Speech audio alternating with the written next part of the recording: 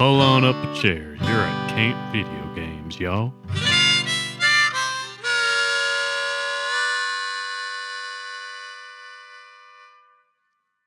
Well, hey there, campers. Welcome back to Camp Video Games. This is a podcast that covers video games and their multimedia adaptations. We're talking Mega Man X today. I am Junior Camp Counselor Sean, and that fellow right there is Junior Camp Counselor Josh. Hey, what's up? Good morning, afternoon, or evening, campers. I understand some of you get a little homesick at overnight camp here at Camp Video Games. The thing is, you can't go Maverick just because you miss your mom and dad. You got to hold it together, all right? Otherwise, I'm going to send a Maverick hunter to shoot you down like dogs. Get the net gun. We played Mega Man X this week. I had a pretty darn good time. I don't know where this will fall in line in our release order, but the last games we talked about were the original Mega Man, basically the 1 through 6 series. The Mega Men. The Mega Men's, your men's Mega. We played all of those, and I was like, they were whatever, and I had a good time with them. But man, I really locked in for Mega Man X. That was really just your amuse-bouche for the main course, which is the X series. Yeah. So do you think in your like personal history with this game series, like you are like a Mega Man X fan way more than a Mega Man fan? It's weird because I think the Mega Man X games, especially the SNES ones, which I don't know if we'll talk about now or later, are immensely more joyful to play in just how they handle, how they feel than any NES Mega Man game, or even like the later ones like 7, where they changed, and 8, good God, where they changed the art and the physics and stuff. Yeah. These are just much tighter games. They're much closer to a Mario for me than a Mega Man. He just feels in those original NES games, he's a slow, clunky fella. And oh man, this Mega Man X, he moves, he climbs walls. I love him. Oh, the wall jumping is probably the greatest contribution to like video games. Like, I don't know what games were doing wall jumping. I mean, Mario does it now, you know? Now he does. But like, go back to 1993, I think, when the first X series came out, or the first X title came out. Like, wall jumping was like the first like big innovation in the Mega Man like franchise. Like, we already had the dash slide from Mega Man 3, I think. And like after that, like it was just kind of like they were just sticking to the formula, but then X comes along and it's X going to give it to you. Like it's, yeah. I completely agree that it induces joy, and like, it's like a fucking narcotic. It's just like so heavy duty. You just like put this game in, the soundtrack, the tone, like the aesthetics, everything is just so good. Big fans here at Camp Video Games. Yeah. And like the X character, he feels swift and heavy at the same time in a very satisfying way. I know exactly what you mean. I'm very happy. That's how I like my men. My men's Mega swift and heavy. Your Usain Bolt. Yeah. Is he heavy? I heard he ate 1,000 chicken nuggets when he was in China because he doesn't like Chinese food. That was a headline I read recently. I was like, who's counting? Like, so I just sat in front of Usain Bolt going, 300 chicken nuggets, 301 chicken nuggets. Like, what type of sauce does he? How many nuggies can he eat? Oh man. Anyway, Mega Man X. I like, as soon as I booted up, I'm like, already there's a lot more meat on the bone to chew with when it launches into this like. It's like the boot up screen, BIOS screen for Mega Man X. I love what this does, Josh, because it's like we are right now, like as you turn the game on and like this schematic starts popping up, but you see these like little details where you're like, who the hell is Dr. Kane? And like, what's going on? But what's happening? Like, it's great because this is from the first person perspective of Dr. Kane discovering the catacomb containing X in the ruins of Dr. Light's laboratory. Which, on that note, we won't spend too much more time on plot, probably past this point. Oh, I don't know, buddy. We'll see. It's not like the plot, the beats itself, there's not a lot to chew on past this opening minute or two, which is a lot more than any Mega Man game ever gave us. This is huge. I mean, like, you get like a short little like novella at the beginning just explaining what is going on, like, for like God.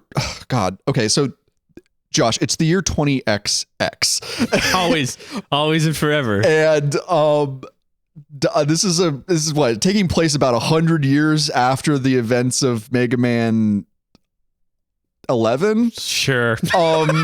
And Dr. Light made Mega Man X while Mega Man is still alive, quote unquote, and he puts him into like cryogenic freeze. I don't know. He's like Encino Man or the Avatar or like a lot of these like weird tropes that are just pervades pop culture, where it's like, okay, Mega Man X was too sophisticated for the time he was created. So he goes into hibernation, kind of like our beloved Link in the Breath of the Wild. And if you want to hear us discuss that game for at least 12 hours, go back to our very first episodes. The audio might not be quite as dialed in, but the discussion is the same as it ever was. It's just these two goofballs talking about stuff they love.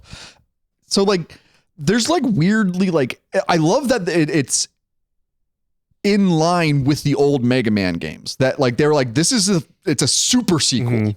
It's not just Mega Man.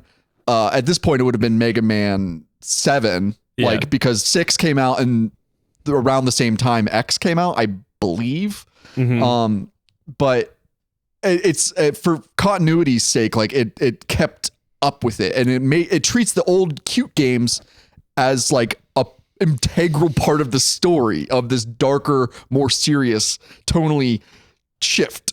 Yeah. And just one little detail I love when they're doing that opening screen, it's like I described it as like the BIOS boot up screen for like X or whatever. It's like there's this thing that happens in tech throughout history where that people like massively underestimate how much data is a lot, if that makes sense. Like when people were like, wow, that robot is 300 kilobytes, it could kill us all. Yeah. It shows like the data for X is something like 8,000 terabytes or something, which is like, you're getting closer to the ballpark, much closer for 2000 or 1993 than most people were. Most people didn't even know what a terabyte was. I didn't know what a terabyte was until like 5 years ago. Yeah. So I was like, hey, okay, that's some good sci-fi predicting. I would venture to guess a robot of this caliber would be measured in whatever comes after terabytes, zettabytes. I don't know. Google bytes.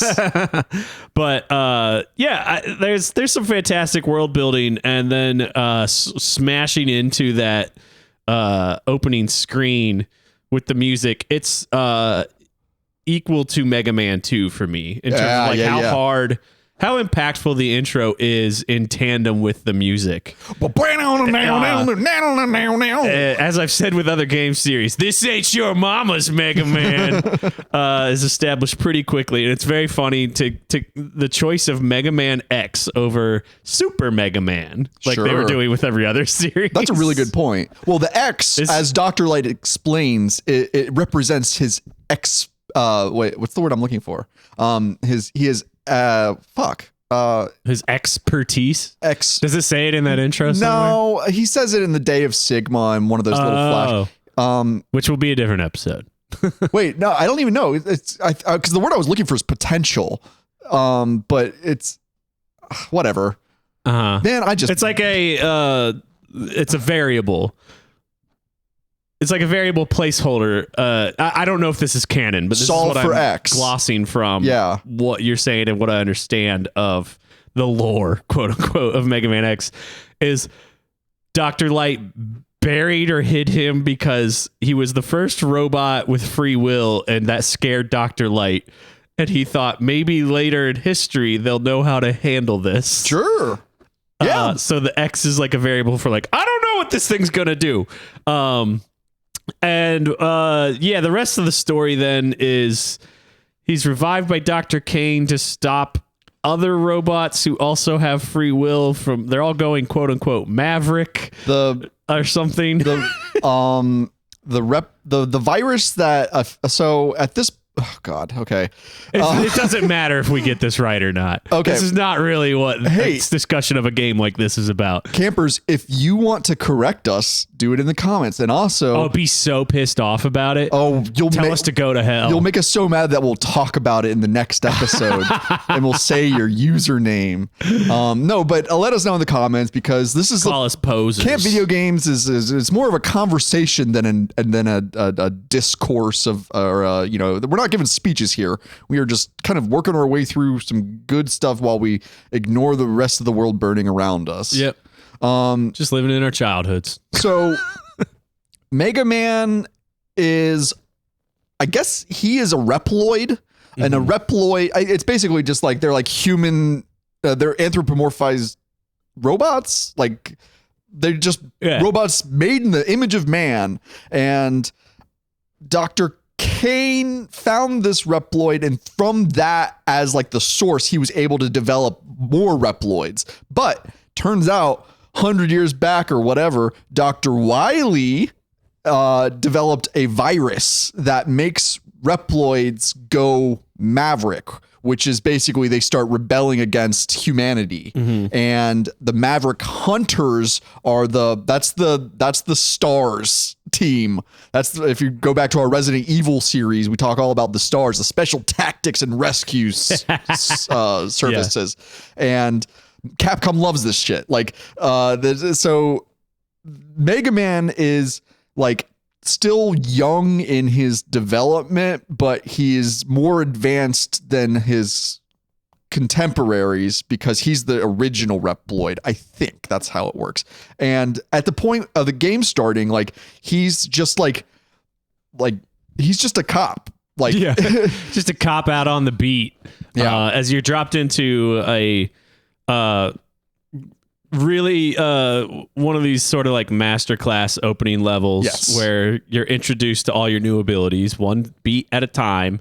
There's tough enemies that can be taken down by what can you do? Oh, you can charge your shot. There's 2 levels of charging your shot. Then eventually you'll hit a chasm that it's like, I can't jump that. All of a sudden you go, oh, I'm hanging on the wall. And what? If I keep jumping, I can climb the wall. Like a lot of good stuff like that introduced right out the gate, but not at all difficult. Organic, like game mechanic, like introduction. Yeah. It's really wonderful. Like on par with the first Super Mario Brothers level, where it's just like it doesn't tell you what to do, it shows you that you can do this because it forces you to do it. Oh yeah, as I'm watching the footage, I'm now remembering like, oh no, it doesn't even like throw you in a pit that you can die in.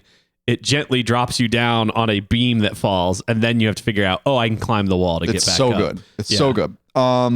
We were talking earlier, like wall jumping. Can you think of any video games before Mega Man X that have wall jumping in it?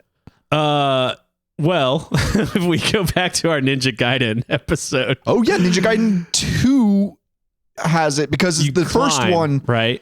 Oh yeah. Okay. But in the first one, it wasn't intended, but you could do a wall jump like this. And if you go back to that episode, it's very funny. For whatever reason, that was like my most like watched live stream that I did. Yeah. And everybody was like, dude, you got to wall jump better. And like, I was just so bad at it. And I was playing it emulated over like a Bluetooth controller on my Mac. And then I played it on the Switch. And I was like, oh, this is a million times easier. Yeah. Same goes for Mega Man X. It's not friendly to like laggy controllers. Yeah, it was really disappointing. But this I played on the Switch. I played the Legacy Collection. Nice. Is that what you used, or did you emulate? I bought it, Josh. I went out and I bought a shiny new copy of the Super Nintendo cartridge.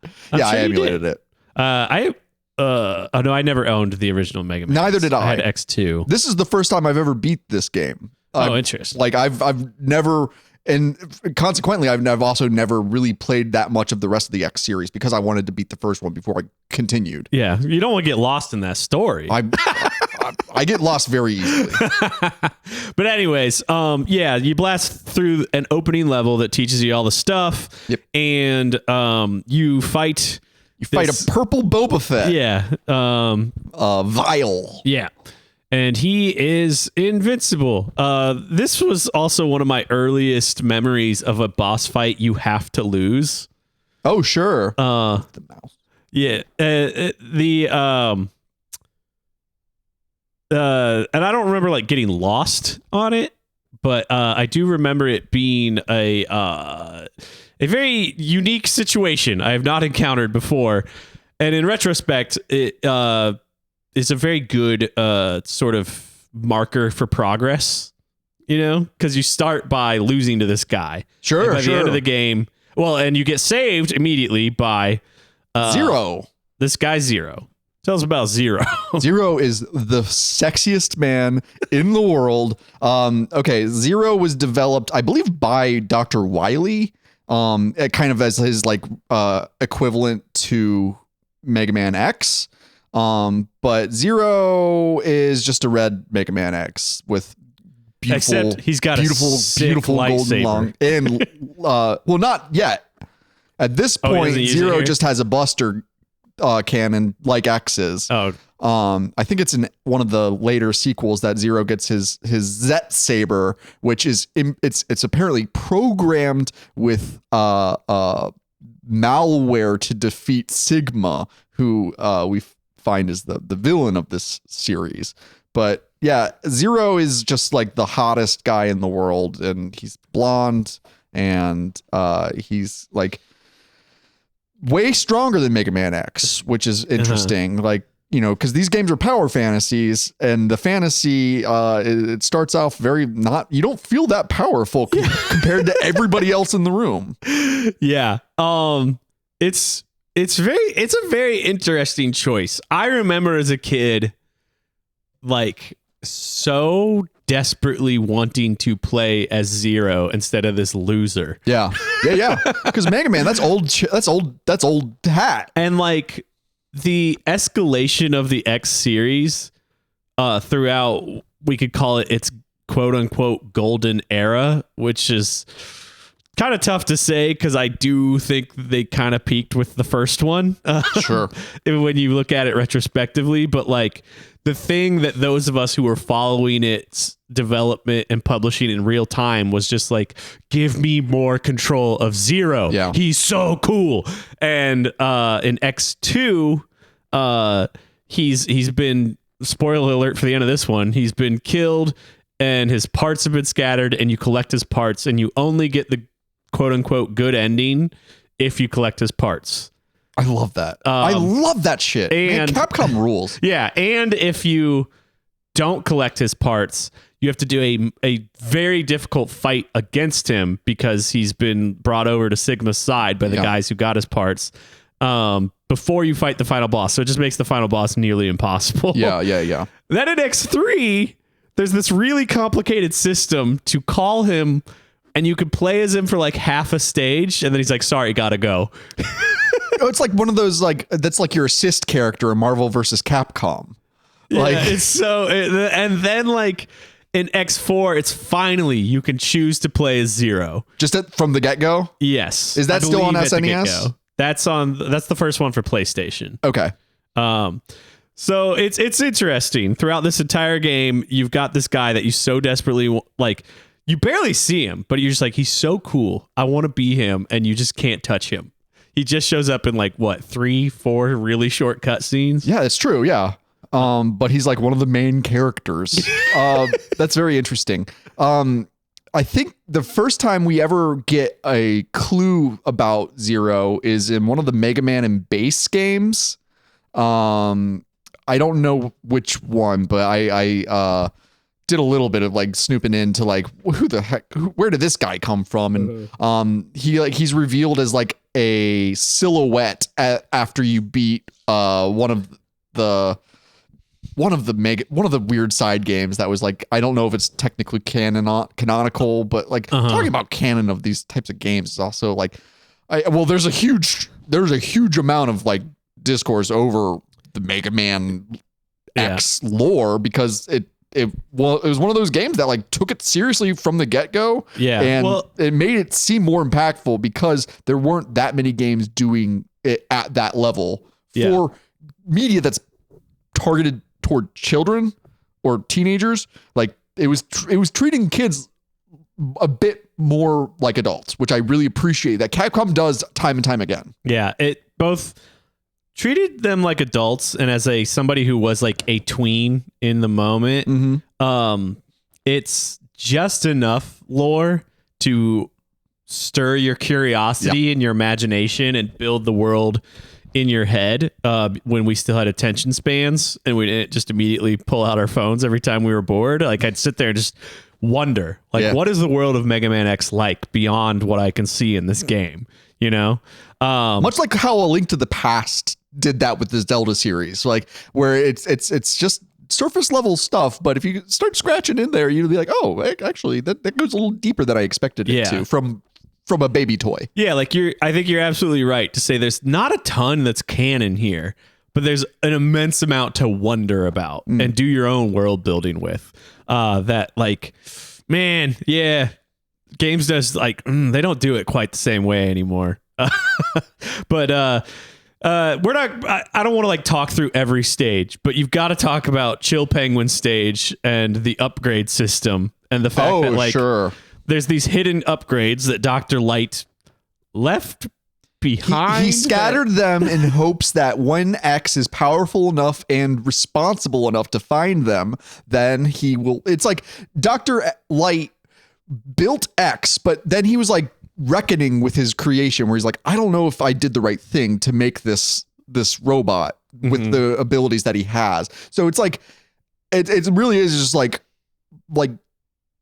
you know, Luke Skywalker had to go to Dagobah and then he had to go into that cave to realize that, like, first to like foreshadow that Vader is his father, but also like he had to like go through the trials and tribulations before he could have the epiphany.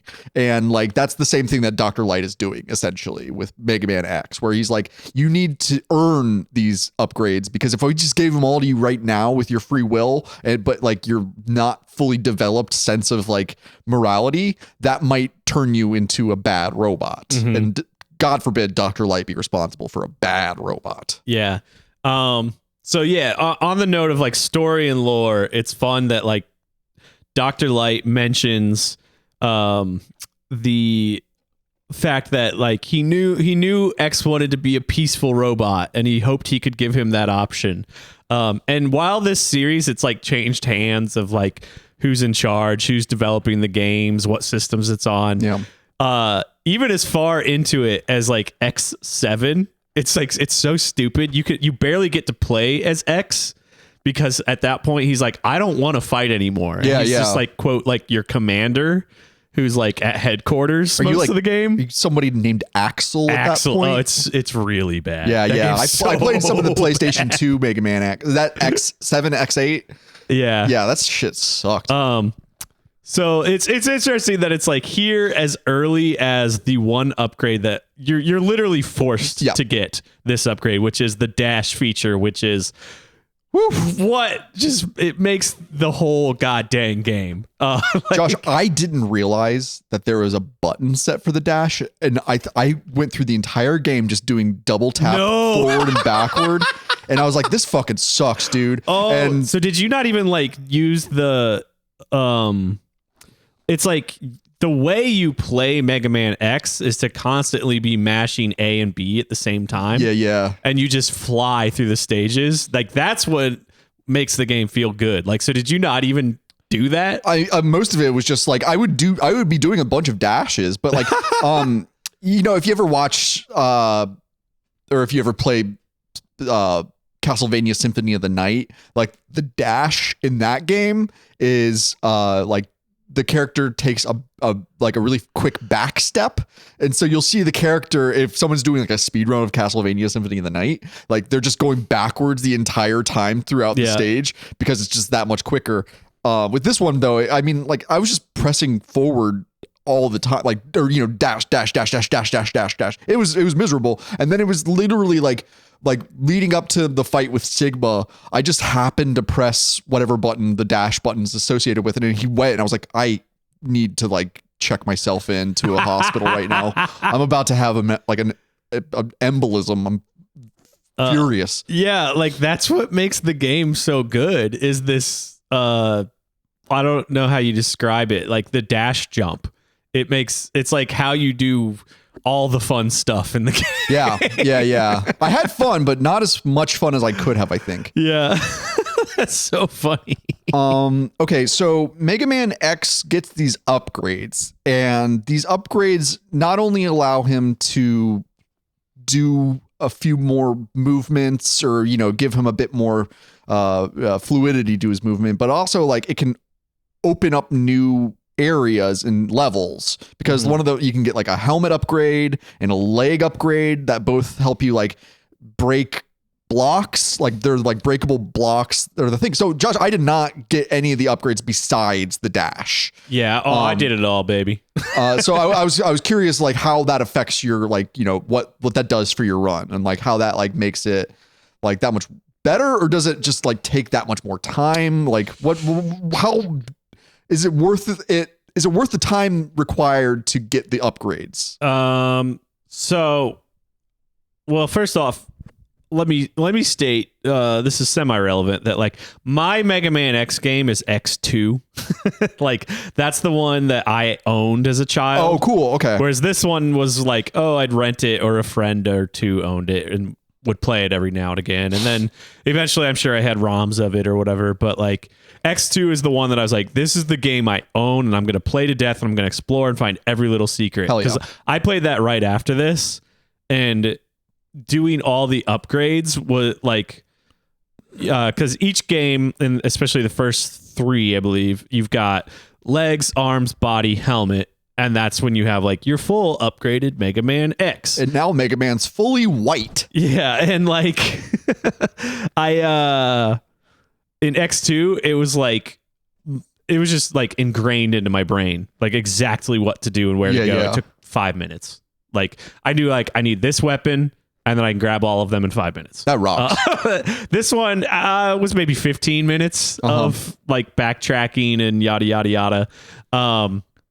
And the leg one is really like, that's the game changer, both in X and X2, because I already discussed here, it gives you that insane jump dash that just, you can move through the game a lot more like a Mario game instead of just this clumsy, heavy running robot. And then in X2, you get a midair dash. So you start with like the jump dash thing. And then when you get the leg upgrade, when you're up in the air, you can dash straight ahead, which I remember just being absolutely mind-boggling when I got that. It's more than a double jump. It's like, that's a really cool mechanic. Yeah. I did do all of them in Mega Man X. There's also heart containers in Mega Man X games that you don't have in the original Mega Man games. Those are a little more cumbersome. Those are a little harder to like remember because there's more of them. There's like maybe one on each stage or 6 of them or something like that. Yeah. They're a little more hidden sometimes than the capsules that do the power upgrades. I found a couple of them. There were some very easy ones to find, but I didn't really go the extra mile for all the stuff. I just wanted to get the story out of the way, and I was like, oh, well, they got the story out of the way in the first level, so yeah. So there's the heart tank upgrades. There's also, instead of the E-tanks that you have in the Mega Man series, now we have sub-tanks, which are very cool. I think almost every Mega Man X game, there's 4 of them. They're, I'd say, like medium difficulty to find. Yeah. If like the capsules are easy and the heart tanks are hard. And then anytime you're full life, they'll fill up with energy that you can use in the middle of a boss fight or whatever to keep absolutely going. Rocks. Yeah. So like, after I got all the capsule upgrades, I'm going to be honest, in this run, I just Googled a password that gave me all the heart tanks and sub tanks. Nice. After I got 1 or 2 of them. Why not? Yeah, because I was like, it's like filing your taxes to go find all this stuff. Like, it's not like a process of discovery, because I already did that when I was a kid, you know? Yeah. Like, it's just like, oh, I'd be Googling a guide and then following what the guide tells me to do. So it's like, I'm just going to save the time and just get the password that gives me everything. But the thing I did attempt to do was to get the final capsule, the Hadouken. Oh yeah. Talk us through the Hadouken. Stupid. So you need all of the upgrades and all of the power-ups. Yes, indeed you do. Oh Lord, I took some footage of myself working through it, as it were, and good golly, is it a cumbersome process, because not only do you need all of the upgrades, but there's a extremely convoluted process to do it, in which you need to go to which Robot Masters? It's Armored Armadillo. You got to go to Armored Armadillo stage. And then, like, you need all of your, I think everything needs to be full. Yeah. Like, all your sub tanks need to be full. You need at least 4 or 5 lives. You've gotta have a couple extra lives, because at the end of the stage, you're gonna do this thing where you've got to jump in a pit over and over again. But so, like, first step. You go to Armored Armadillo stage. To save yourself a lot of time, you've got to finish Storm Eagle stage. Why? Because it's absolutely the best weapon in the game. Did you utilize this weapon much? The I don't know what the weapons are called. Like tornado gun that you're seeing on screen? But it shoots a massive tornado gun that covers most of the screen and hangs out for like a second and a half. And any enemy who runs into it is basically obliterated. I only used it on the boss that it was supposed to be most effective on. I have this, I don't know if it's a good or a bad habit in Mega Man games, where I just try to play it through with the arm cannon for 95% of it, and I mostly just reserve the special weapons for the bosses that they're most effective against. Mm-hmm. Yeah, but, like, I don't think that makes the game more fun. I just think I have this like strange like determination to make everything as hard as possible for myself. Yeah. Well, this is maybe a side discussion on the road to the Hadouken here, is that, like, this game has moments that it seems are designed around utilizing the special weapons, but in no way does it ever, and this is every Mega Man game, in no way does it ever telegraph to you this enemy is weak to this. Yeah. So you're going to have a lot easier time if you switch your weapon real quick. Which major upgrade in the X games is using the R and L to switch instead of the menu. Love that. Saved me so much time. But, like, if you're cooking and using this tornado gun, you'll generally get enough weapon refills that, like, you're not going to run out if you're killing enough enemies. Yeah. So anyway, the beginning of Armored Armadillo stage, there's just 12 or so bats that you can run back and forth, and you just keep shooting them until everything's full, and until you've gotten, it's 1 or 2 1-ups, because you're going to have to kill yourself repeatedly at the end of the stage. Yep. It's so stupid. It's so hidden. And I love it, because this is back in the days where this was Playground and Nintendo Power lore only. Exactly. Like, Nintendo Power is the reason that people knew about it. Like that, because, like, no one's finding this organically. Like, unless they're looking at the guts inside and they've figured out the programming of this game. Like, which nobody's doing in 1993, because not everybody's had a computer at home you could just rip the source code into like you could now. It's one of those, like, so hidden it's non-existent. Yeah. So I spent a good 15 minutes doing it. I'd say about 10 minutes of it was filling up all the tanks, waiting for 1-ups. But then actually, I don't know where it is in my footage, but after this row of bats, there's one, like, right past it. That's the original style of the bats. Like the old Mega Man bats with the big eyes. Yeah. They're more circular than these. And that one, I swear, it has a 1-up, purposeful, like, really high 1-up drop rate. I noticed that one too. Yeah. And I didn't realize that until I'd been going back and forth for like 10 minutes or so. So that's, I don't know if they intend that as a clue of some kind, but That's some esoteric stuff, man. I don't think so. But I did it. I eventually figured out like, oh, this one's dropping 1-ups like crazy, and I started going that way. Then you got to get to the end of the level, and there's this. And also, by the way, I mean like a pretty cool level design in general. That you ride like a minecart through the last quarter of the stage or so, something like that, and eventually it shoots you off a cliff, and you have to know to jump off the minecart, off the cliff, and reach like that's where the boss gate is. But if you've been doing this process and you have full everything, it's supposed to be that, because I'm gonna spoiler alert, I did not accomplish getting the Hadouken. You gotta ride it, and my understanding is you have to fall in the pit 3 times, and I think you have to have full health when you fall in the pit. I think that's right. And I don't know if it's like you could just there's a energy tank right at the end that you can grab that would refill your health. I don't know if that would count when you fall in the pit, because you got to do it 3 times. Yeah. Then when you get there the 4th time, that's when the capsule's supposed to be there. It just didn't work for me. I don't know what I did wrong. It was a waste of 20 or 30 minutes. Well, you know, at worst, life goes on. The Hadouken is like, I mean, it's one of those like overpowered. It's one of those things where it's like, if you were able to like to get it, you don't need it. Like you're good enough at this game that you don't need this super, because it'll 1-hit kill every boss besides Sigma. Mm-hmm.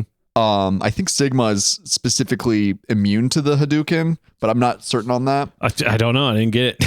But the funny thing though is that like when Dr. Light is giving Mega Man X the Hadouken from his blue hologram capsule, he's wearing Ryu's headband. Like he's got the thing, because obviously Camper's Street Fighter 2, Ryu and Ken do the Hadouken. It's another Capcom property. But as a child, it's fun to like not understand that and be like, oh, dude, why Street Fighter and Mega Man? Yeah, for sure. But yeah, I mean go back also, Campers. We've got a fun little run about the Street Fighter 2 game and animated feature-length film. We had a fun time. That was a fun one. Well, the second time we recorded that episode, we had fun. Enough said about that. But Street Fighter 2, another. I mean, we've really indulged in Capcom's like greatest hits this year here at Camp Video Games. We talked Resident Evil. We talked Street Fighter. We talked Mega Man. I mean, those are the big ones, aren't they? It's really interesting, like sort of how fandoms formed in that era. That like, as I indulged in a lot of Mega Man X 1 through 3. I these other properties weren't things that I was like a diehard fan of, but you were pretty engaged with them as franchises. Mostly Resident Evil. Yeah, and it's well, I guess we were about on par for how much Street Fighter we did. Yeah, I would play it at the arcade. I'm not good enough at it to like it that much. I don't know. There's something interesting about like the type of gamers it turned us into in like what franchises we latched onto in our youth. I like punishing games because I'm very hard on myself, and I don't give myself very much credit for my massive accomplishments. Yeah. Well, on that note, I mean, like, how punishing did you find Mega Man X? Because most of the game is very pleasant and very it's not that challenging or punishing of a game, but once you get to the end boss and you're fighting Sigma after you fought his dog, if you die at Sigma, it's gonna put you back to the beginning of the last level, and you have to fight the stupid dog again, and then Sigma again. Like it at that point where it's just like, okay, and you got to go back to Armored Armadillo stage and refill all your sub tanks. I don't know if you had that experience. I didn't revisit levels after I beat them, which I think was a mistake because I would have benefited because like I I was emulating, but like the point that I got to where it's like my last fight with Stigma, I had like half of like a life and like no sub tanks and like nothing, and just like where it's just like, okay, like I would have benefited from reading a guide with this game a lot. The only thing I read was what bosses are weak to what weapons, because that's what I'm used to. That's the only information I typically need in a Mega Man game, right? Because I'm a Mega Man fan of this old series. I played way more of the original 6 games than I did of the X series. But when you play an old Mega Man game, the only real information you need is where do I use what weapons? Like that seems to be the only tips and tricks that are needed. Otherwise, it's like, dodge, don't fall, and kill. Like that's the Mega Man games. Yeah. I'm just gonna make note of this opening of the Sigma stages where you have to climb these helicopter platforms. Was an absolute nightmare. I almost quit because it felt so unfair that when you would fall off of these platforms as you're like climbing into his fortress or whatever, you would just die in seemingly very cheap ways, which is something that's mostly much improved from the original series in this one, I feel. But there are a few moments like this in the Mega Man X1 that felt extremely cheap when I would die. There was this one. The other one that I probably won't pull it up because I don't remember what file it's in, was the Launch Octopus mini boss. I don't know if you remember that. Was that the dragon thing that flies around? Actually, yes. There's 2 mini bosses. There's like a fish submarine thing. Oh yeah. It pushes you and pulls you, and there's spikes in between. Yeah. And I took, I mean, not like an obscene amount, but I took 5 to 10 what felt like undeserved cheap deaths fighting that thing.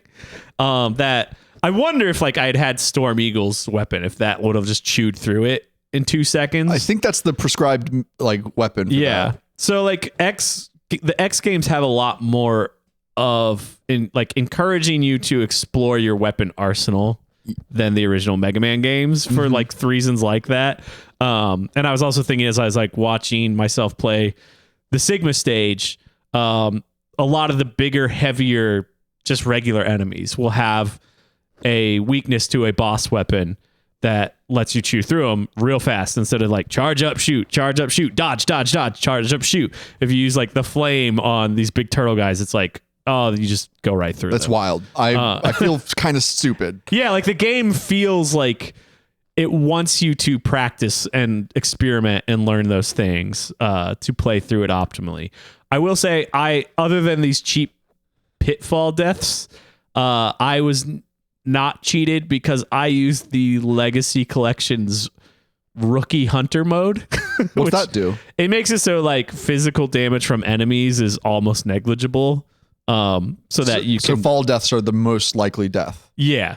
Or spikes, I guess. Yeah, when you're fighting bosses, like you take a lot of hits to die. I like that. Yeah. Well, I guess. I don't know. I mean, I like the challenge too. I mean, that's an interesting quality of life addition. I think Legacy Collection. It's just about right for like quality of life feature upgrades. It's there if you want it. You don't have to use it. For X2, I did not use it.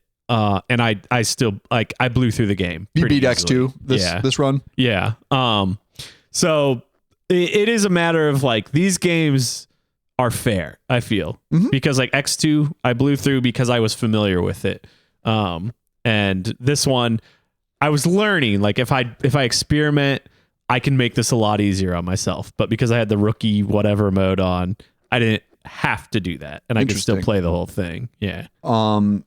I remember playing through there was the Mega Man Anniversary Collection that was released. I think it was the 20th anniversary of. Oh, you mean like the first time they did an anniversary collection? Yeah. I have it. Well, actually, you gave me your old copy. Oh yeah, we talked about this on the other one. I think for the GameCube. Yeah. I had it on the PlayStation 2 as well, which I thought was pretty fun. But that was just for the original Mega Man games. And I remember playing through those and thinking like this collection, like these collection ideas, what a great idea. And like, that's the reason why game companies tend to like really crack down on emulation is because they want to be able to repackage these in, you know, these types of ways where it's like but like I have the ROMs, but I still bought the collection just because like they add so much good stuff to it that it's like it's more of a celebration of the game than like a preservation of the game. Some do. Like I think this similar to, because now again there's two Mega Man Legacy collections. There's the GameCube PS2. Is that what you said? Yeah, the Mega Man Anniversary Collection, or as I called it, the Mega Man Anniversary Collection. Oh yeah, there's Anniversary and now Legacy Collection are the ones I've been playing, which came out in the last 10 years, and these are absolutely. I talked about it in the other one with Mega Man. I think those were better done than the X series. Interesting. But the X series still has like a museum, and you can go in and you can see all these like images of like, look at these toys that were released for the series. Like, it's pretty cool. But it doesn't have quite the depth that the original Mega Man Legacy Collection does. I'm not a big toy collector as an adult at this point, but I have a Mega Man and a Mega Man Volnut, which is the Legends Mega Man action figures at my computer that I just stare at all day. And maybe an X would be a nice little, you know, round out the collection there. Oh, you know what? Also, I'll bring this up just because I have like a tiny bit of footage of it. They added a new game mode as well in the Legacy Collection where they mix up the bosses across games. So in this first collection, they take the bosses from X1 through 4 and they set up a bunch of challenges where you pick a few weapons, like a weapon loadout, and then you fight those two bosses at the same time. Oh, I love that. I love it conceptually. The actual execution is a little less good. I have it up on screen for anybody on YouTube because you have this limited thing. So I chose the first challenge is the two ice guys. I was like, well, obviously I want the fire weapons. Sure. And then I get in there, they just beat my ass. That rocks. Frost Walrus looks so cool. Yeah. I haven't seen a lot of these X bosses, so this is fun just to see a little. Yeah. So like your X. Oh, that's powers. awesome. I think are maybe even unique to this game mode. So even that is something to learn. It's quite difficult, and like look how little their health goes down. Oh boy. Okay, so Frost Walrus was weak to the fire thing, but then Chill Penguin was just not having it. It's hard. I did not make it past this first level. I was like, screw this. There just didn't feel like a sensible way to strategize into it without replaying it for more than I wanted to invest my time, you know, for sure. But it's cool that it's there, like that they spent the time and money to develop this for the Legacy Collection. I think it's pretty chill. It's Chill Penguin.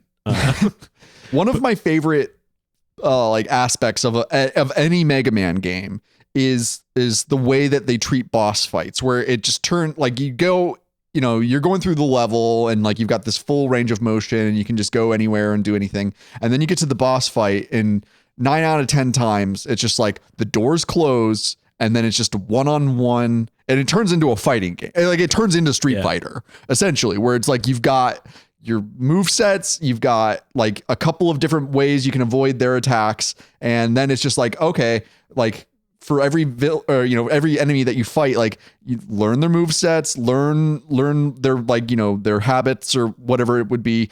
And then you can, you know, do your best in the fight, but it's like on par with a Street Fighter game where it's just like, okay, like I'm fighting against Dalsim, so I know he's got a long reach and you know, blah blah blah blah blah. It's very much like they took two wildly different games where it's like they took Street Fighter and they mixed it with Mario and they've got Mega Man. And like Mega Man is a platformer, but it's also a fighting game. Like, and they've made Mega Man fighting games. I forget what they're called. Like, oh yeah, I don't remember either. But like they had like 1v1, just like straight up like Marvel versus Cap, and Mega Man's a fightable, playable character in the Marvel versus Capcom universe. And I don't know, Mega Man and Smash. Oh, I forgot about that. I still mostly just play Smash 64 because I don't have friends. It's also maybe the better one. The Wii Smash was a good one too. Yeah. But maybe that's just an old timer talking about his glory days. Yeah. So on that note, something new to the X series in the boss fights is some of the bosses will have like not just a rock, paper, scissors weakness. Yeah. But sometimes it'll be a secondary weakness. Sometimes it'll be their primary weakness. That's right. Yeah. The first time you hit them, it will actually like destroy a part of them. Like and Armored Armadillo, for example. Yeah, You hit him which with a shock, whatever, and his armor is destroyed. Yeah, and that it removes a part of their moveset, which is I don't know. I think that's a cool, fun new feature. And that sticks with the X series, I think, throughout. I don't remember past 2 or 3 very well. But. Another aspect of the X series that I really like admire from a game design perspective is how the order that you defeat levels can affect the actual gameplay of the next level that you play through. Yeah. You probably have more experience with like what happens with that. Like I know like if you defeat Storm Eagle in a level, like that'll affect a different, but you know, I don't know exactly because I didn't replay levels, so I don't know how that plays out. I don't have an encyclopedic memory of it, but you're absolutely right, and the idea is to just encourage you to replay different routes and both see what changes and like strategize a little bit. Because the big one I remember is obviously Chill Penguin is intended as the first one you beat because the legs upgrade, which is so core to the gameplay, is sitting in the middle of the stage. He's like the easiest boss fight with the Buster gun. And that makes it so that the fire enemy, what's his name? Wait, which one is that? He's the elephant one. Oh, Flame Mammoth. Yeah, or something like whatever. His stage, all of the fire, which it's like I don't even remember if it like instant kills you at this point because I've very rarely played it as intended because everything's frozen. So every place where you could fall and you would die is now frozen. Oh, nice. Thanks, Chill Penguin. Yeah, there's I think maybe 4 stages in the game that do this alteration like that. And X2 does not. Oh, okay. X2. This was my first time playing them back to back and really thinking about them and like core game design fundamental stuff. Well, you're doing your job as a junior camp counselor. And X2 is not a better game. Okay. Unfortunately, I've now learned. It's got a killer intro though. Like Mega Man on that motorcycle thing. Like it's just like, it's such a good sequel in the sense where it's just like, and he's even more badass. Yeah. I enjoy it still a lot, but there's so many like details that you realize were just dropped. I can't I don't find any of the music of the X series memorable past this first game. Now that I think about it, like X2, I remember some of it because I played it so much, but I was just like, oh, it is grating. It's like, interesting. It is just like grating butt rock all the way down after the first X game. And that's what, I mean, the series has always been celebrated for its soundtracks, but no, probably just the first one. After the first one, it is not memorable. It is not good. It is like discordantly unpleasant at times. In not in like it's because you're in like the final boss area kind of way, just like in a way like, what were you thinking when you wrote this?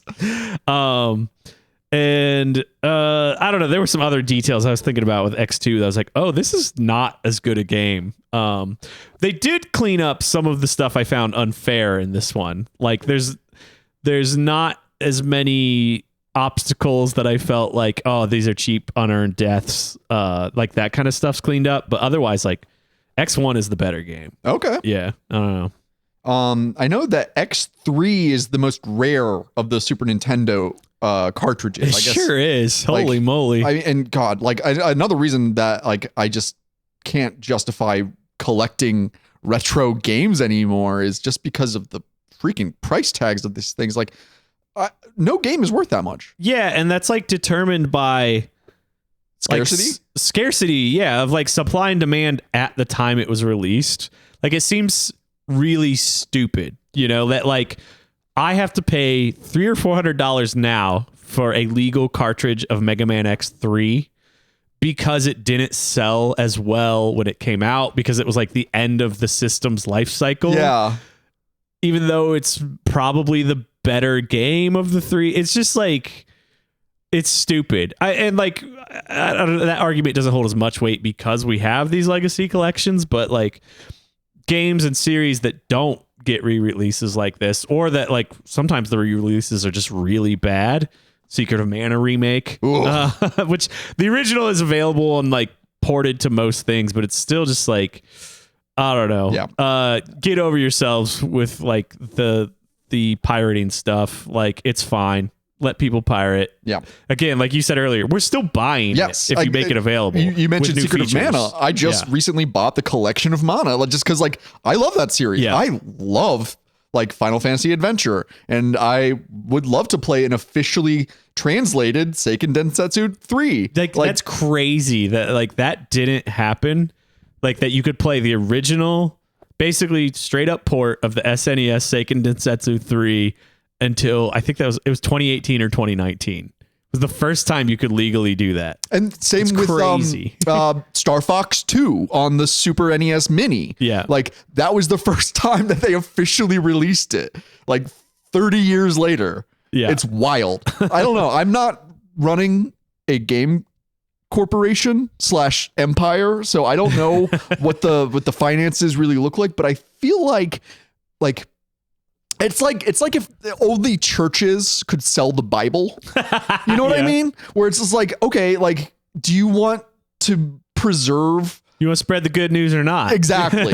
Like, I thought we all just got into game design because we want to make people happy and have fun. It's not to make money, is it? That's not why we make video games. And it's like, where do you think your game designers came from? You know? Mm-hmm. Yeah. And it's like they were playing this shit and probably bootlegging a lot of it. Yeah. Like a good game designer is going to be somebody who played a lot of games. Yes. And that's either going to be a rich boy who had tons of daddy's money and is not going to have a lot of creative ideas, or it's going to be a kid who was able to explore and was really curious and pirated a lot of stuff and got to learn that way. Yeah. And I'd way rather have the latter guy designing my games. And I don't know about you, but that's me. Is there a video game like library that you can just like, you know, check games out without paying for it? Like that should be a thing. Like if we talk about, you know, preservation of games and like games as art and blah, blah, blah, and why it's so important to have like a literacy in video games as well as other technologies, like why not just have the equivalent of a video game library? Yeah, some actual physical libraries do. They do games. Yeah, my That's sister's library. I don't know about her current one, but the last one she was running, she would just like get a new Switch game. Like, I'm gonna put her on blast. She got Tears of the Kingdom. She was like first on the list at her library, so they got it like the weekend it came out. She was like, I mean, I felt bad, but like nobody else had rented it. Or I forget if that was the case or if she actually was like, I'm going to snag this. Yes. And like pulled some rank. That rocks. But yeah, like, so like they had at her library, somebody who didn't have $70 could just go be like, can I try out Tears of the Kingdom and just check it out for free? That rocks. Yeah. Oh, dude. I've seen Just like a book, you know? That's what the way it should be. Yeah. Also, like, I forget what the app is called, but like the library, I think it is Libby. There's an app that you can like check out. They should get games on Libby. That'd be sick. Anyway, Libby fucking so stupid though, because like to like check out an audio book that they have quote unquote limited copies of is, and like my wife was going through an audio book and she was like 3/4 of the way, and then the subscription or whatever she had to return it, and the wait time was like 8 weeks for her to get the book again. Okay, this is another thing I weirdly know a lot about, because my sister's the librarian. Yeah. Shout out, Steph. I did a public radio piece about this, that like they make those licenses for Libby for the libraries. It is so expensive for them. They pay, it's something like $150 per quote unquote license of an audiobook. And then that license is limited to a number of checkouts. So if you check one out and you don't get around to listening to it, you've wasted one of their licenses and you've cost them $5 or something. It's so stupid. Like I had like the head librarian, or one of the head librarians of like Cincinnati Public Library, second biggest library system in the country. Hey, cool. Came on our show and like 5-6 years ago and just talked about like how stupid the system is. Life is so dumb in capitalism. Yeah. Like, so anyway, Mega Man X, you get. Okay, so all of the bosses are former Maverick hunters that have been like, okay, Chill Penguin, Launch Octopus, Armored Armadillo, Sting Chameleon, Flame Mammoth, Storm Eagle. Storm Eagle sounds like a. That sounds like a. He sounds like he's been to a rally or sounds two. like he's been checking out guns.com. But like they're all like they were all X's like co-workers, you know, they're like comrades in arms. And Sigma was like the leader of the Maverick Hunters, who ends up being the worst Maverick of them all. Somebody I read somewhere that like they're like, you know, if you think about it, Mega Man X is kind of a remake of Apocalypse Now, where the like Sigma is Colonel Kurtz, the Heart of Darkness. Yeah. Oh my God, that's so funny. So if we do a live action Mega Man like Dreamcasting, Marlon Brando is Sigma. That's so sick. And there's a little bit of likeness to that. Oh my God, I can't stop seeing it now. That's so rocks good. Pretty hard. You did watch the what's it called? Day of Sigma thing. Oh, the Day of Sigma. Yeah. I haven't watched it yet. Yeah, we're absolutely that's maybe gonna be its own episode. Sure. I mean, it's like a 20-minute, because that was bundled in with the PSP remake of Mega Man X. Yes. And I wish I had played that version because it looks awesome. It's like got like updated 3D-ish graphics. Mm-hmm. Although I love the Super NES sprite work for the Mega Man X series. Yeah. But the Mega Man X remake, I forget what it's called. Like, I think it's Mega Man X Maverick Hunter is the title for that remake.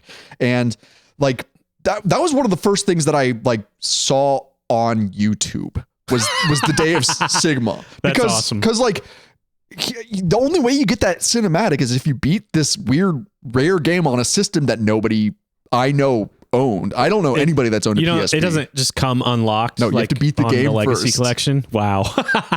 It's just weird because it's a prequel to X1, right? Yeah. It's like the days leading up to the beginning of Mega Man X. Yeah. And it kind of just shows like how things were before Sigma showed himself to be the villain. And it's a really, I mean, shit, dude. It's like really, really well made. I'm excited to talk about it. All of the Maverick hunters turn into the bad guys in Mega Man X. And I was reading into the lore of like yeah, as one does. Which of the bosses like didn't want to join up with Sigma.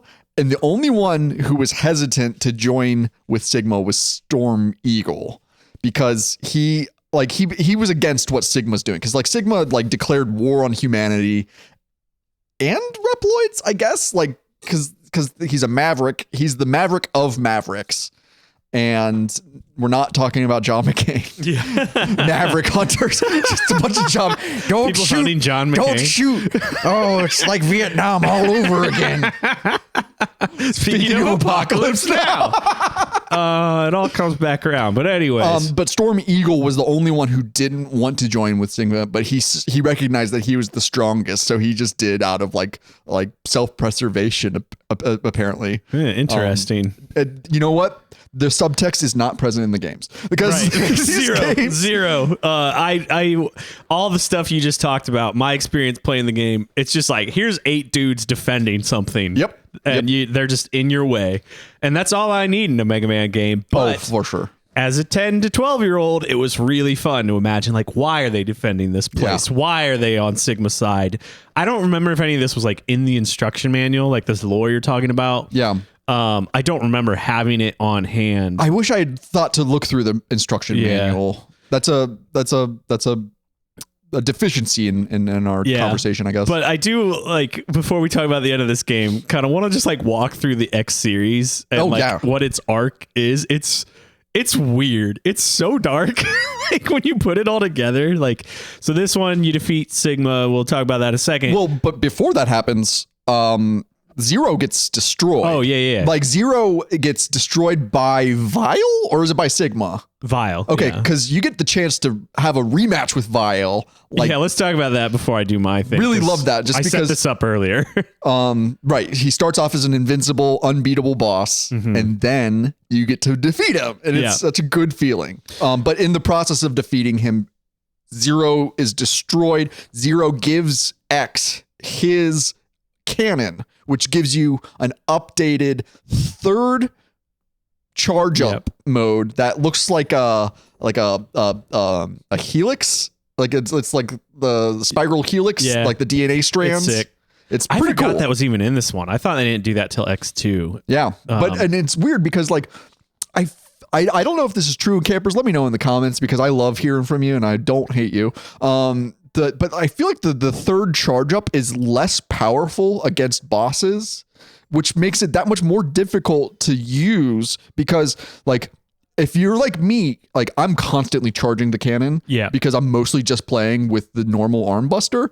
But if you're doing that in like the way that you would with the second charge up being like the big, blue blast, that's super powerful. But then the third update, really good against normal enemies, but against bosses, it seems to be weaker, which I think is a fun gameplay mechanic that makes it that much more difficult to like, you can't just spam through because you've got a new toy. Yeah, I think it's weaker because it has more, it's like technically firing multiple projectiles. I'm using air quotes. Yeah. Because I don't know the exact like development term for this because it can hit multiple times. That's like that spinning part around it. It's like a separate projectile. Interesting. Like if you pay close attention, sometimes the big blast will hit and then the projectiles will hit once or twice more after that.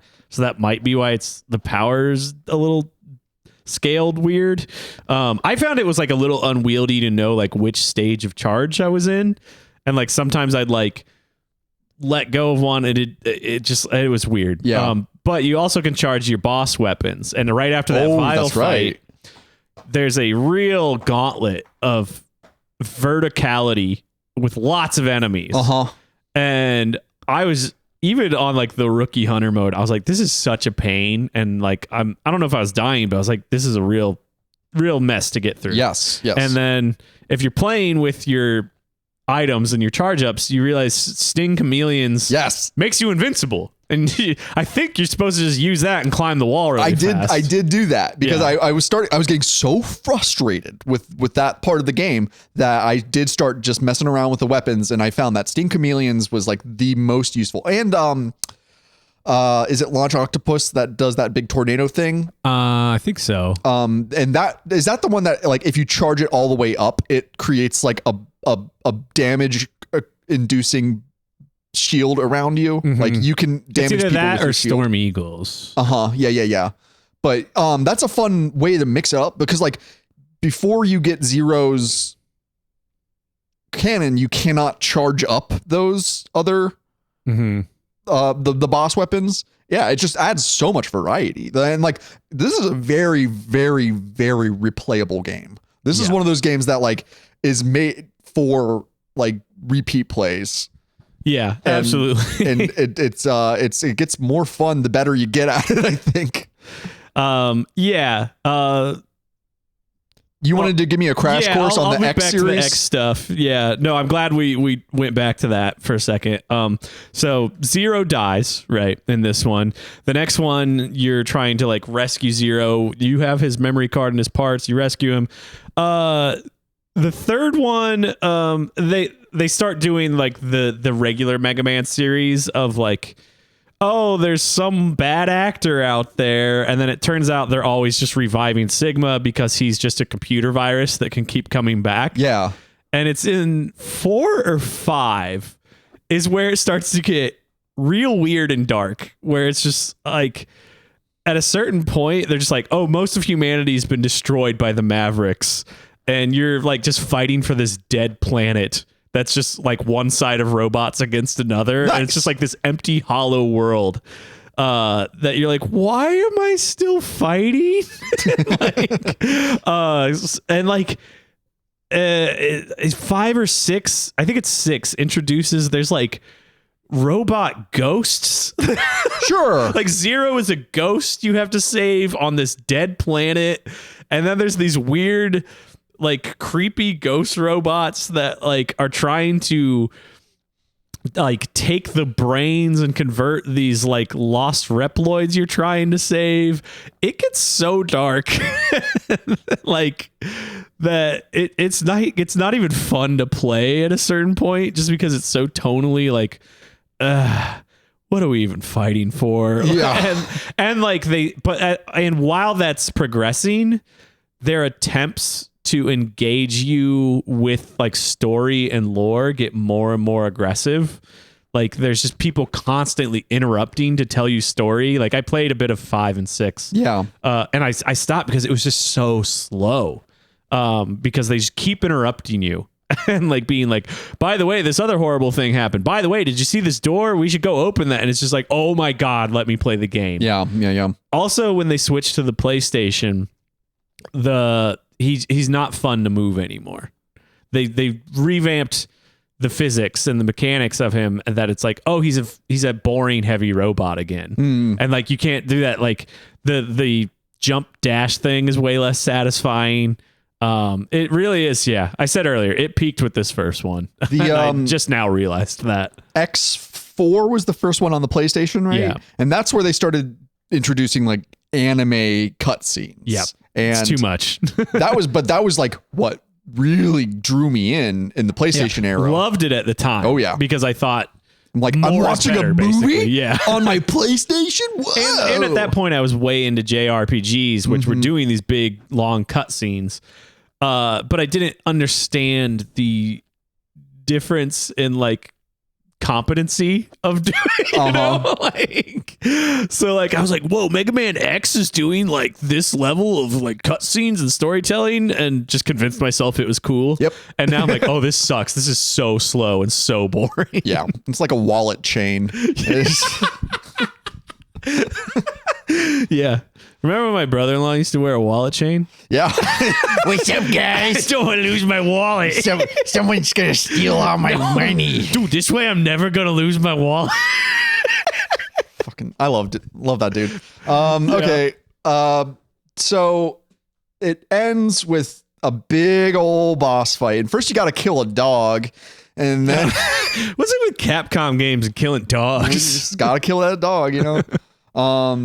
And Sigma, it's the last boss fight is not fun. Like I really did not enjoy myself fighting Sigma, especially with all of the how I laid that out before. It's like, yes, I was using a save state that did not make it easier. In fact, it was actually like I shot myself in the foot with that because I love how that happens. my save state only had half health. I didn't have any tanks. Yeah. And it was just like I need to make this worth it. I didn't know how to do it.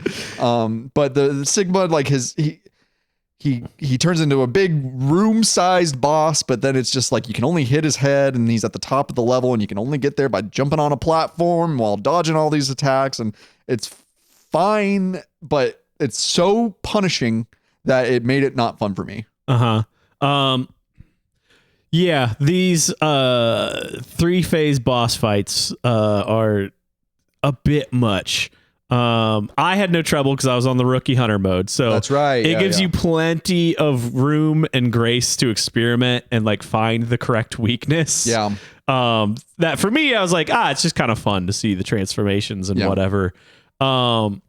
You're saying like even just like looking up the weakness ahead of time.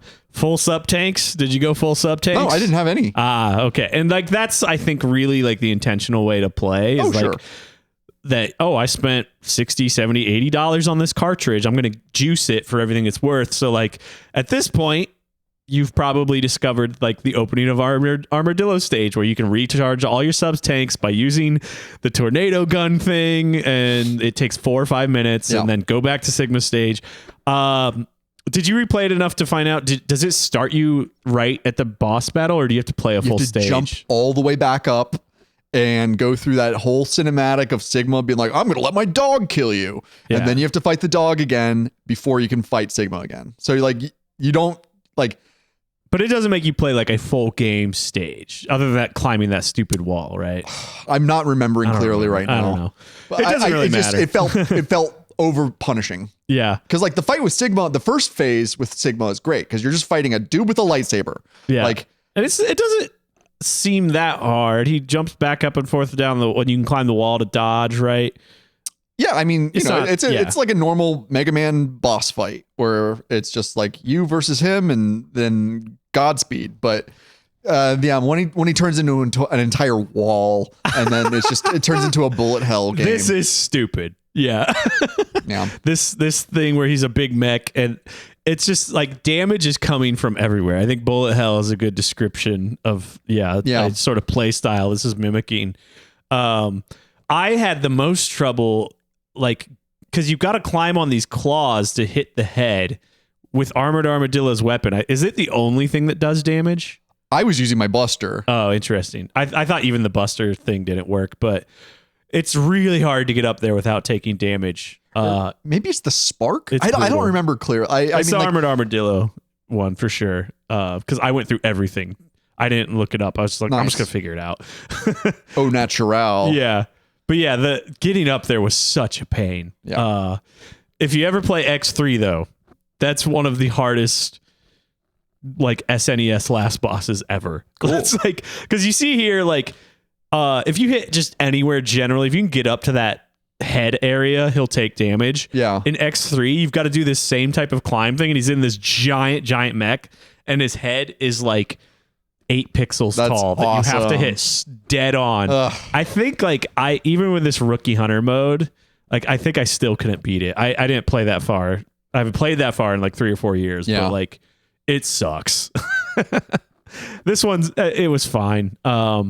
Hard, but you know, you can figure it out. Yeah. This was it was a good time playing through this first X game. I think it took me probably like 6 hours in total. I was about the same. And but that was with the miracle of emulation and save states, and I feel like it would have taken me a lot longer, and I wouldn't have felt like it was like demanding too much. Like it's just challenging enough that I feel like I can get better to accommodate the difficulty level. Mhm. And that's a good game design where it's like it's just difficult enough for me to want to improve. Yep.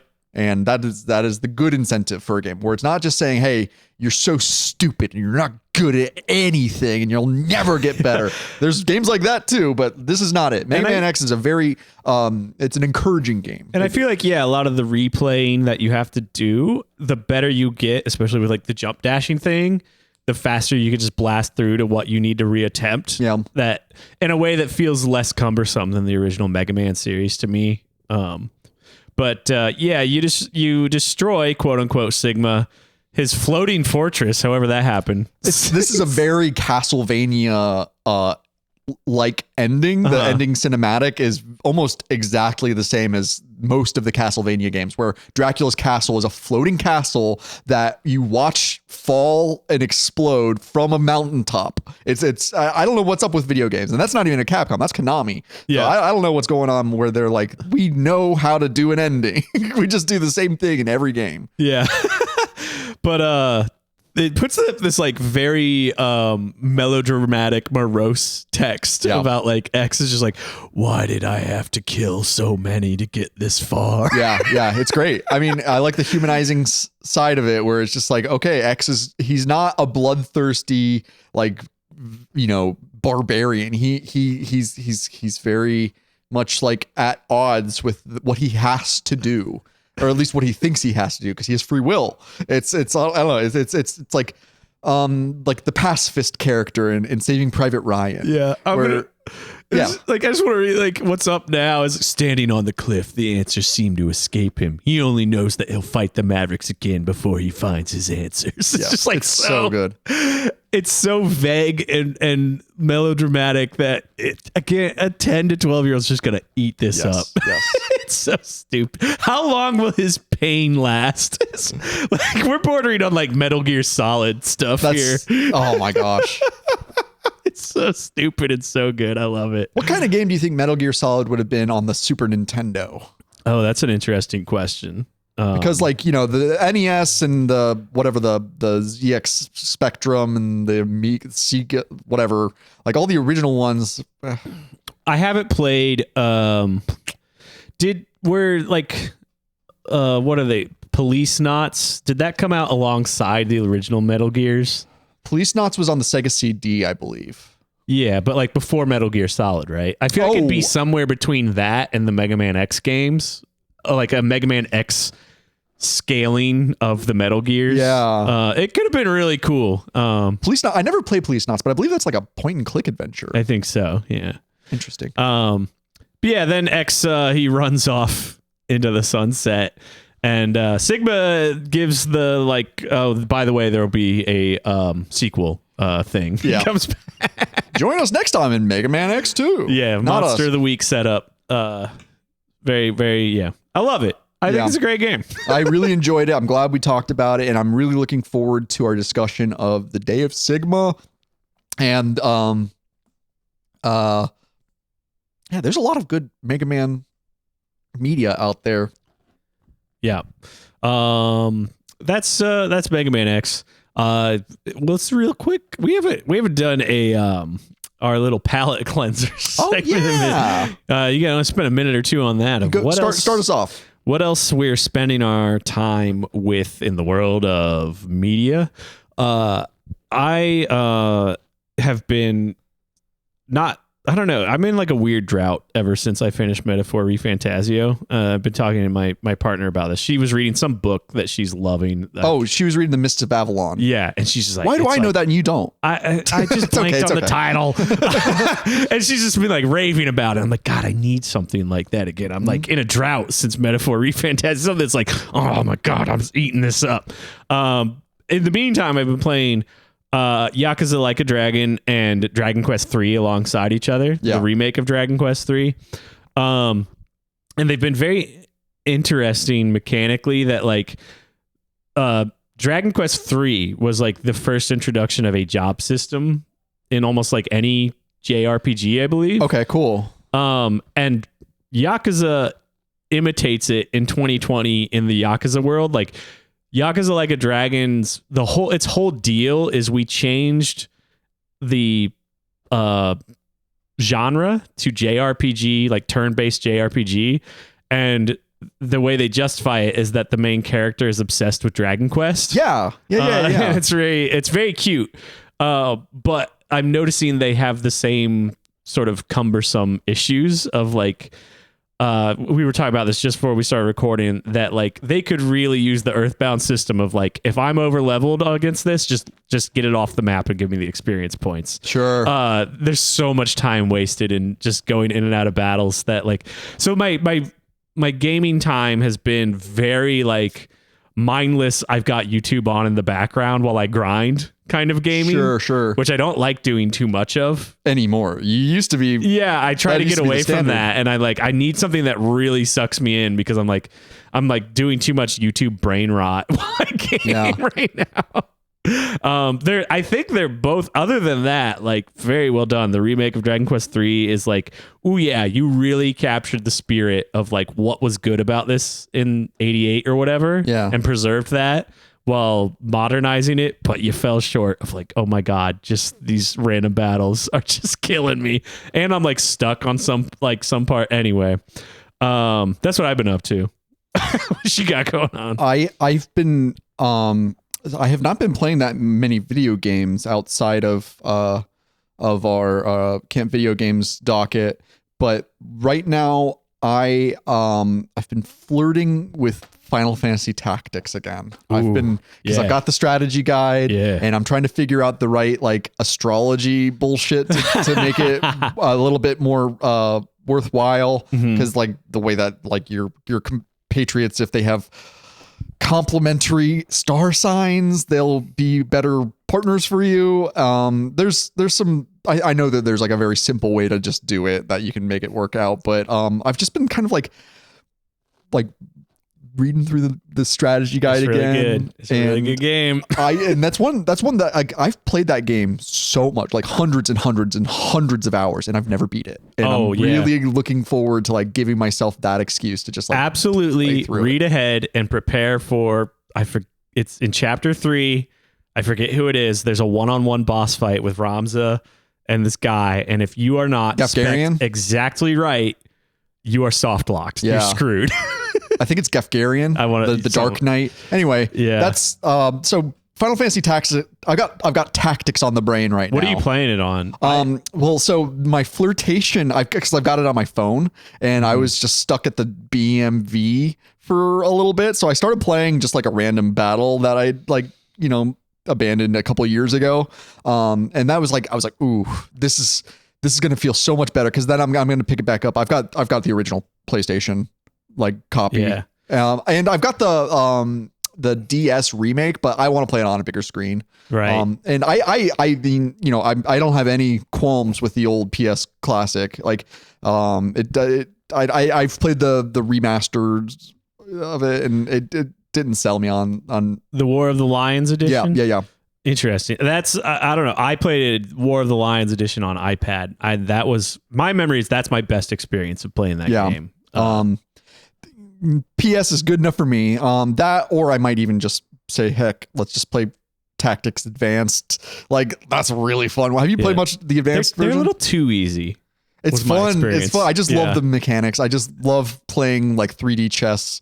That's like, I remember years ago playing the iPad version, and it might have been the same brother-in-law I was mentioning, like just observing, like, what is this? And I was like, it's just like chess with like many more layers to the strategy. And that's what I love about that original Tactics game. It's like they really boiled it down to the essence of like a chess-like game with a lot more depth. I really love Final Fantasy Tactics, and I think this year will be the year that I finally actually beat it and get Cloud. I've never done that. Oh yeah, there's so much to do. So many activities. Okay, campers, we are going to hit the record button and stop talking now. All right. Till next time. We will see you then. Be sure to like and subscribe. Do that. If you'd like to write to us, send a message to campvideogames@gmail.com and follow us on Instagram @campvideogames. If you want to become a real happy camper, you can support Camp Video Games on Patreon. For $5 a month, you'll be granted access to even more discussions about movie-based video games, game-based movies, full-length commentaries, playthroughs, and more. Whether you sign up or not, we're glad to have you here at Camp Video Games.